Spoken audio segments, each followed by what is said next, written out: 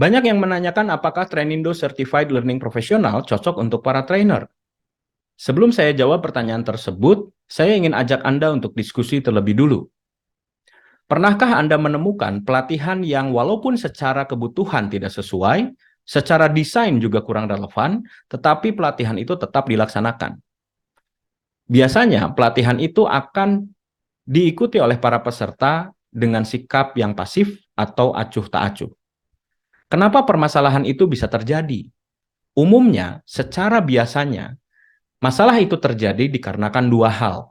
Pertama, para trainer kurang diberi kesempatan untuk memahami big picture-nya apa, big problem-nya apa, sehingga muncul kebutuhan pelatihan tersebut.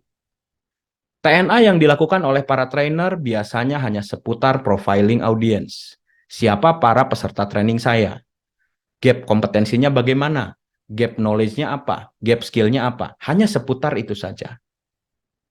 Yang kedua, para trainer ini sudah terbiasa untuk mendeliver materi sesuai dengan apa yang sudah diprogramkan, sudah disetting, sudah direncanakan. Sehingga ketika ada materi-materi yang memang tidak dibutuhkan oleh para peserta, para trainer tetap memaksakan untuk mendeliver materi tersebut sesuai dengan rencananya. Secara singkat bisa dikatakan para trainer ini kurang fleksibel di dalam memilih dan menggunakan metodologi pembelajaran. Di Trainindo Certified Learning Professional, para trainer akan belajar bagaimana mengidentifikasi kebutuhan pelatihan atau pembelajaran dari konteks yang jauh lebih luas.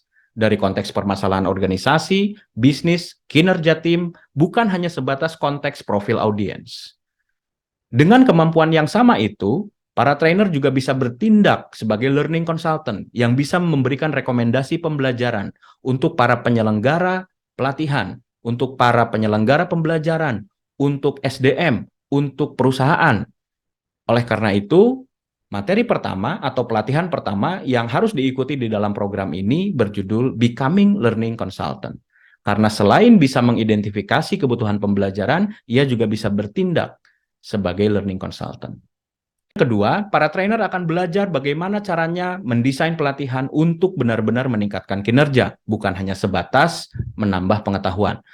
Karena hasil akhir dari pelatihan yang kita harapkan tentu saja adalah perubahan perilaku dan juga peningkatan kinerja. Di sini para trainer akan belajar mendesain pelatihan tersebut sekaligus bisa membantu tim yang lain atau membantu penyelenggara pelatihan mendesain pembelajaran yang bisa benar-benar meningkatkan atau punya dampak yang besar terhadap kinerja SDM. Pelatihannya berjudul Performance Based Training.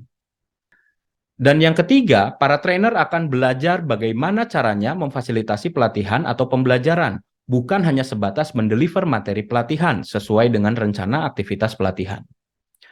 Sehingga para trainer ini akan memiliki fleksibilitas dalam memilih dan menggunakan metode-metode pembelajaran sesuai dengan perkembangan dinamika kelas, sesuai dengan kebutuhan peserta yang real. Untuk itu, pelatihan yang harus diikuti oleh para trainer berjudul Training for Learning Facilitator.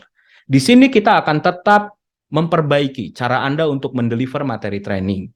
Tetapi lebih dari itu, kita juga akan belajar bagaimana caranya memfasilitasi pelatihan.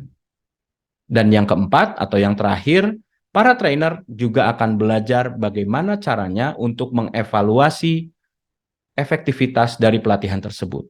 Bukan hanya sekedar mengevaluasi reaksi dari peserta, puas tidak puas, atau juga sebatas pengetahuannya meningkat atau tidak, tetapi di sini para trainer akan dibekali bagaimana caranya untuk mengevaluasi perilaku peserta setelah training. Nah, kembali ke pertanyaan awal, apakah program ini cocok untuk para trainer? Saya tunggu Anda di kelas Trainindo Certified Learning Professional.